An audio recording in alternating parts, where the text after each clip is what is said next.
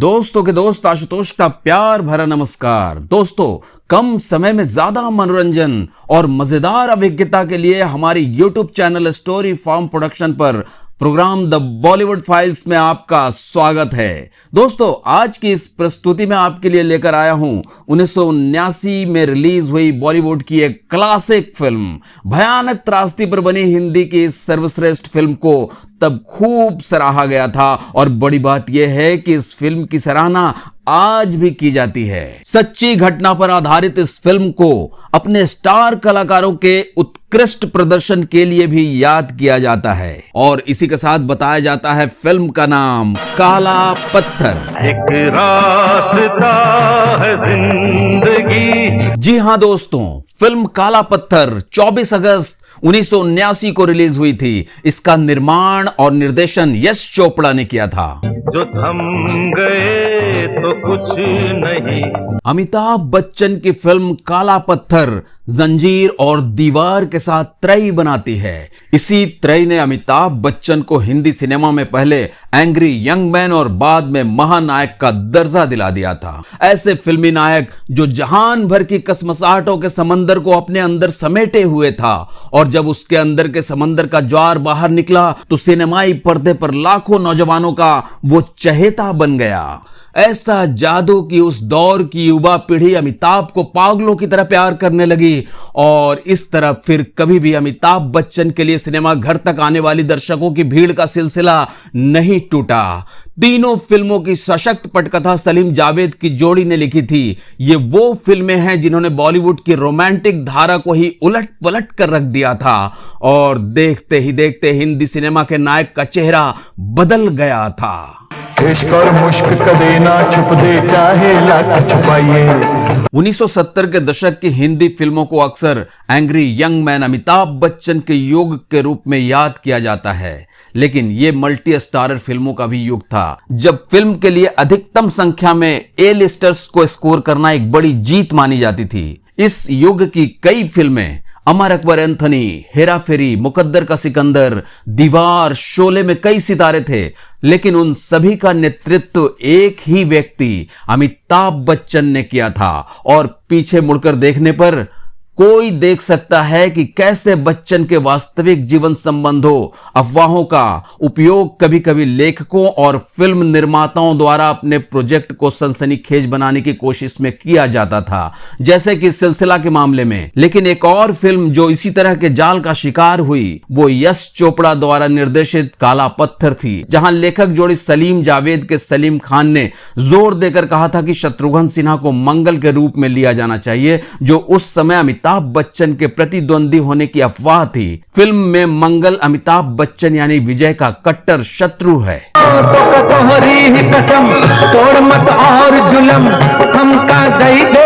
जंजीर के अलावा दीवार और काला पत्थर मल्टी स्टारर फिल्में थीं।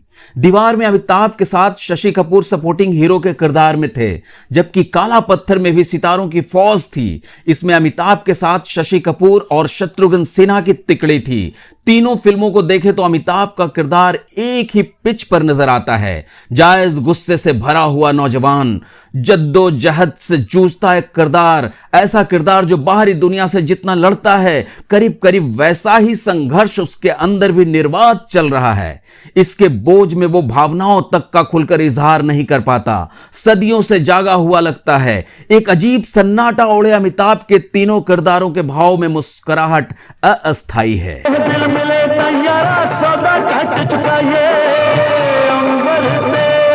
जहां तक काला पत्थर की बात है, इसे अमिताभ बच्चन की सर्वश्रेष्ठ फिल्मों में ही रखा जाएगा। भले ही इसने जंजीर और दीवार के मुकाबले बड़े पैमाने पर व्यावसायिक सफलता अर्जित नहीं की और समीक्षकों को उतना प्रभावित नहीं किया हो, मगर फिल्म देखते हुए यह साफ पता चलता है कि काला पत्थर में सितारों की भरमार के बावजूद अभिनय के दम पर अमिताभ बच्चन सारा लाइमलाइट लूट ले गए थे, जबकि उनके साथ शशि कपूर, शत्रुघ्न सिन्हा, राखी, परवीन बॉबी, प्रेम चोपड़ा और परीक्षित साहनी जैसे दिग्गज कलाकार थे।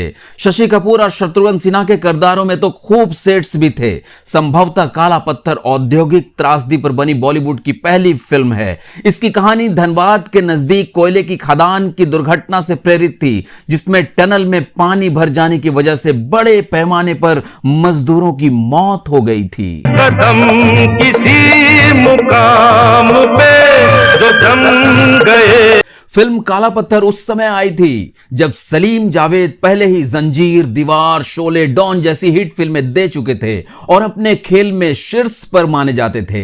दीप्त कीर्ति चौधरी की किताब रिटन बाय सलीम जावेद के अनुसार लेखक जोड़ी ने 1970 के दशक के अंत तक 21 लाख रुपए की कीमत तय करना शुरू कर दिया था, जो उस समय एक बड़ी रकम थी। किताब बताती है कि अमिताभ बच्चन प्रति फिल्म 25 लाख रुपए लेते थे और सलीम जावेद की फीस उस आंकड़े के बहुत करीब थी।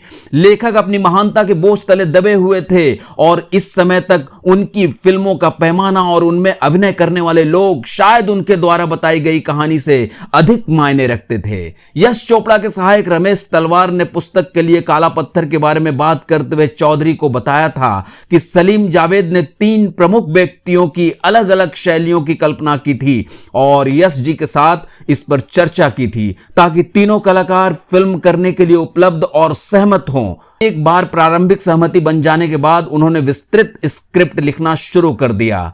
इससे पता चलता है कि फिल्म वास्तव में एक मल्टी स्टार वाहन के रूप में लिखी गई थी, जहां कहानी पर बाद में विचार किया गया था।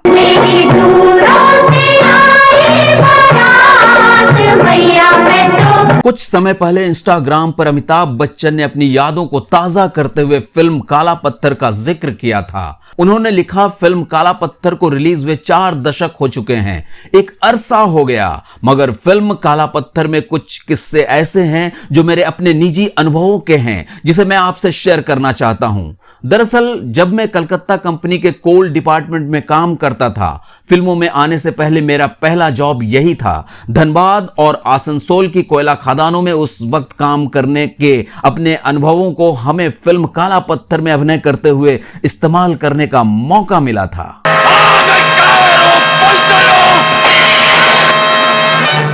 दोस्तों, आपको बता दें, 1979 में रिलीज हुई फिल्मों में सुहाग, जानी दुश्मन, सरगम, मिस्टर नटवरलाल, नूरी, सुरक्षा और दादा ने काला पत्थर से कहीं ज्यादा मुनाफा अपनी लागत के हिसाब से कमाया था। लेकिन काला पत्थर को हादसों की कहानी कहती पहली हिंदी फिल्म होने का गौरव प्राप्त है।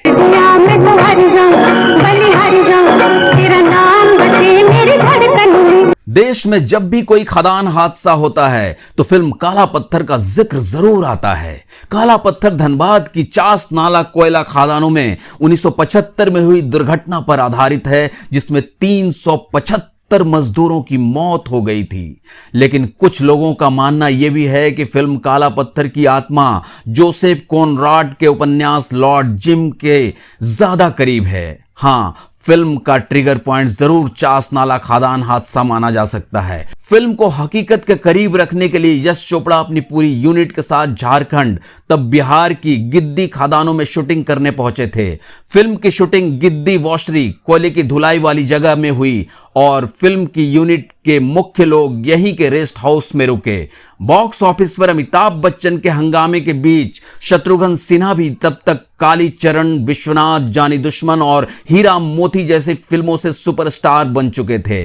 अमिताभ बच्चन के सुपरस्टार बनने के बाद शत्रुघ्न सिन्हा के साथ उनकी ये पहली फिल्म थी और दोनों के बीच पूरी फिल्म में कभी ट्यूनिंग नहीं बन पाई। हालांकि दोनों इससे पहले फिल्म परवाना में साथ काम कर चुके थे।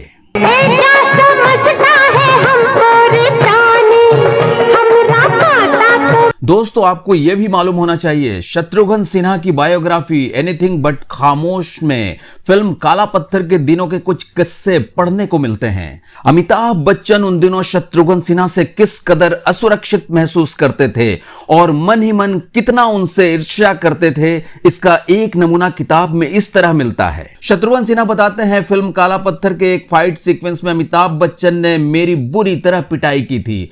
वो मुझे तब तक मारते रहे जब तक शशि कपूर ने बीच में आकर हमें अलग नहीं किया। मुझे इस सीन के बारे में कुछ भी नहीं बताया गया था। यही नहीं, काला पत्थर के सेट पर अमिताभ बच्चन के बगल वाली कुर्सी कभी शत्रुघ्न सिन्हा को ऑफर नहीं की गई। दोनों एक साथ ही सेट के लिए निकलते थे, लेकिन अमिताभ बच्चन ने कभी शत्रुघ्न सिन्हा को अपने साथ गाड़ी में नहीं बिठाया। यूनिट के लोग ये भी बताते हैं कि फिल्म काला पत्थर की शूटिंग के दौरान जो लोग वहां शूटिंग देखने आते थे वे सब शत्रुघ्न सिन्हा को देखने के लिए ज्यादा ललायित रहते थे। लेकिन दोस्तों, कहा जाता है बॉलीवुड में कुछ भी अस्थायी नहीं। इतने शिकवा शिकायत होने के बावजूद फिल्म काला पत्थर के बाद अमिताभ बच्चन और शत्रुघ्न सिन्हा ने फिल्म दोस्ताना, नसीब और शान में भी एक साथ काम किया था। सलामत रहे दोस्ताना हमारा। खैर, फिल्म काला पत्थर में अमिताभ बच्चन का किरदार मर्चेंट नेवी अफसर का है। उनका पारिवारिक बैकग्राउंड बहादुर फौजियों का रहा है। समुद्री हादसा होता है, जहाज डूबने का खतरा है। साथियों के बहुत दबाव डालने की वजह से अमिताभ जहाज छोड़कर निकल जाते हैं। हालांकि वो ऐसा करना नहीं चाहते थे। जहाज डूबता नहीं है। घटना को लेकर सोसाइटी में उनकी बहुत फजीयत होती है। उन्हें भगोड़ा और डरपोक करार दिया जाता है।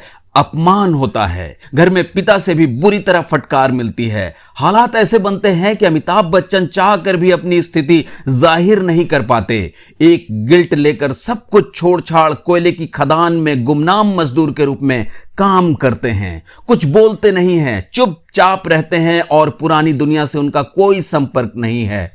गिल्ट अमिताभ का पीछा करता रहता है। अमिताभ बच्चन के दिलो दिमाग में एक बेचैनी है, यह बताने की कि वे डरपोक नहीं थे। Why don't you understand, Doctor? That pain is my destiny and I can't avoid it. Thrill और ड्रामा के लिहाज से त्रासदी पर बनी सर्वश्रेष्ठ फिल्म है काला पत्थर, इसमें कोई संदेह नहीं। फिल्म काला पत्थर में दिखाया गया है कि कारोबारी मुनाफे के लिए खदान में खतरनाक तरीके से कोयला निकाला जाता है। सेठ धनराज, प्रेम चोपड़ा किसी की नहीं सुनता। मजदूर मजबूरी में मौत के मुंह में जाकर काम करते हैं।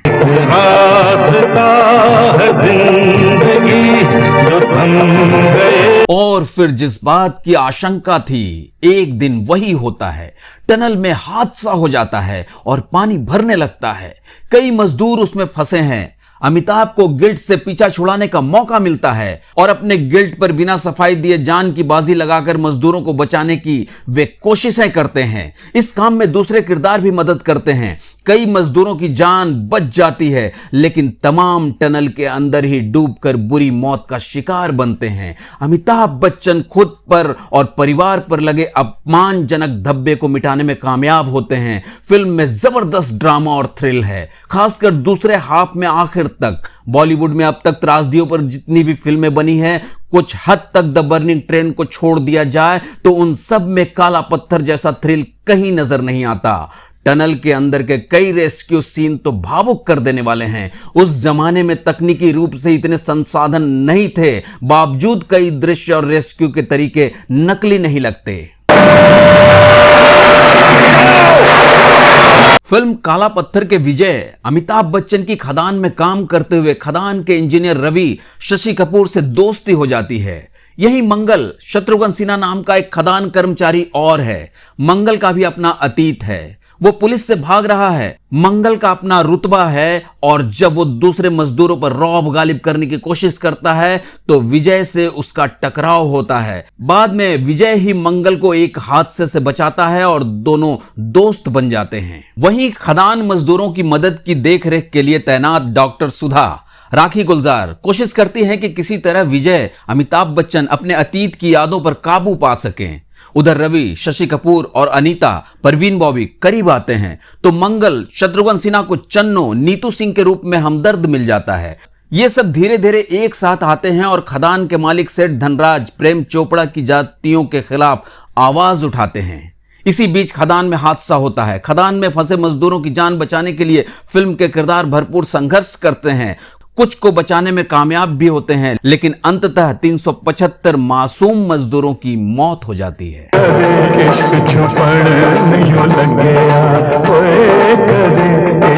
दोस्तों, फिल्म काला पत्थर में साहिर लुधियानवी ने अपनी शोहरत से अलग हटकर गीत लिखे। ऐसे गीत जिनमें शायरी कम और बाजार की जरूरत के हिसाब के बोल ज्यादा थे।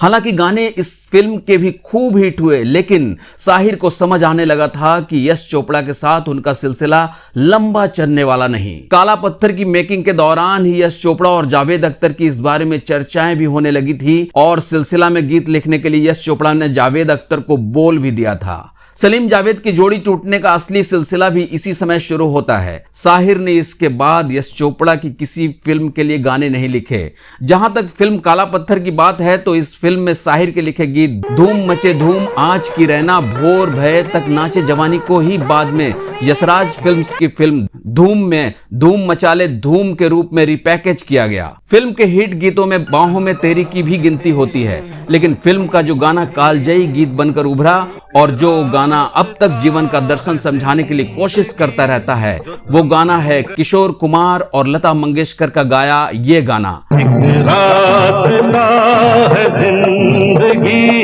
जो थम गए। दोस्तों, फिल्म काला पत्थर भले बॉक्स ऑफिस पर सुपर हिट साबित न हो पाई हो, लेकिन इसका संगीत फिल्म के रिलीज से पहले ही हिट रहा और बाद में तो सुपर हिट हो गया। लेकिन दिलचस्प बात यह है कि एक वक्त ऐसा भी आया था जब फिल्म के संगीतकार राजेश रोशन को बदलने की बात होने लगी थी। ये तो भला हो लता मंगेशकर का कि वो राजेश रोशन के पक्ष में अड़ गईं। लता ने तब ऐलान कर दिया था कि अगर फिल्म से राजेश रोशन को निकाला गया तो वो गाने नहीं गाएंगी। जी हां दोस्तों, बॉलीवुड में कभी कभी ऐसा भी होता है, नाइंसाफी होता देख लोग लड़ जाते हैं, अड़ जाते हैं। इसी के साथ आपको ये भी बता दूं, फिल्म का बैकग्राउंड म्यूजिक सलील चौधरी ने तैयार किया था। बाहों में तेरी मस्ती के घेरे, मस्ती के घेरे। अनुमान है कि आज से 4 दशक पहले रिलीज हुई काला पत्थर ने बॉक्स ऑफिस पर करीब 6 करोड़ रुपए से ज्यादा का बिजनेस किया था।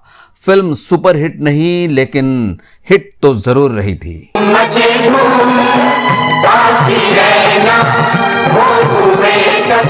दोस्तों, इसी के साथ आज के इस वीडियो को मैं यहाँ विराम देता हूँ। वीडियो में अंत तक साथ बने रहने के लिए आप सभी का हृदय से आभार। अगले वीडियो में हम फिर मिलेंगे, तब तक के लिए बाय बाय। आप अपना ख्याल रखें, खुश रहें, स्वस्थ रहें, व्यस्त रहें। धन्यवाद।